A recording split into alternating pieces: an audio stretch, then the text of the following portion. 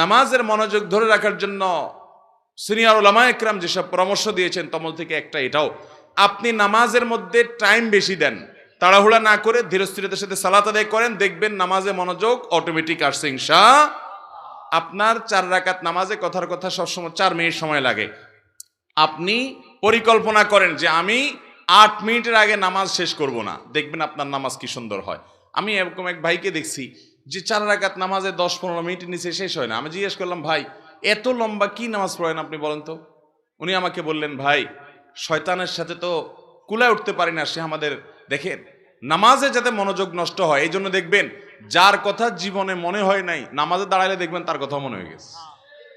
যেই কথা কথা কুকথা আপনার মনে সব সাধারণ কোনো সময় হয় না, নামাজে দাঁড়াচ্ছেন দেখছেন সব হয়ে গেছে।